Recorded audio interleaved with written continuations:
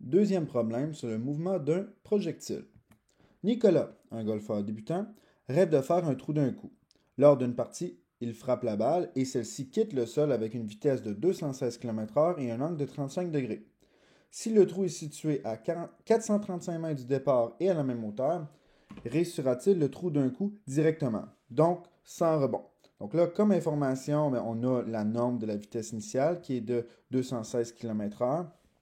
Comme on va travailler avec une accélération qui est en mètres par seconde au carré, on va diviser par 3,6 pour avoir 60 mètres par seconde.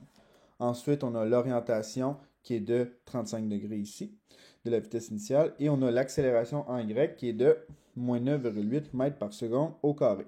Donc là, nous, ce qu'on veut savoir, c'est est-ce qu'il va atteindre directement le trou d'un coup, donc c'est la distance. Ça veut dire que 435 mètres, ce n'est pas une mesure ou une donnée, c'est vraiment quelque chose qu'on veut vérifier.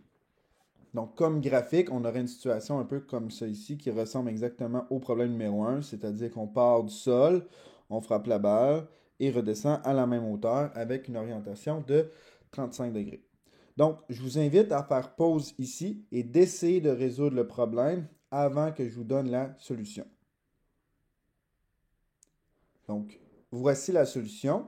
Donc, la première étape, c'est tout d'abord de calculer les composantes de la vitesse initiale. Donc, en x, ça va être la norme fois le cosinus de l'angle.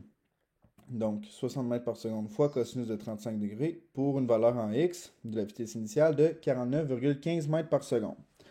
En y, ça va être la norme fois le sinus de l'angle. Donc, 60 mètres par seconde fois sinus de 35 degrés pour une valeur de 34,41 mètres par seconde environ.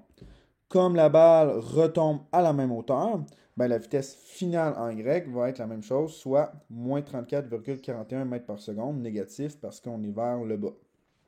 Donc, avec les informations qu'on a, vu qu'on a la vitesse initiale en Y, la vitesse finale en Y et l'accélération en Y, on va utiliser la formule ici pour commencer par trouver le temps. Parce qu'on se rappelle que le temps, c'est notre pivot entre le mouvement en X et le mouvement en Y.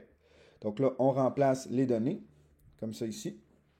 Et là, quand on va faire moins 34,41 mètres par seconde, c'est là que la précision va être importante. Donc, si je le faisais juste avec la précision écrite ici, ça aurait donné moins 68,82 mètres par seconde. Mais moi, ce que j'ai fait x2, parce que c'est la même valeur deux fois, pour garder la précision.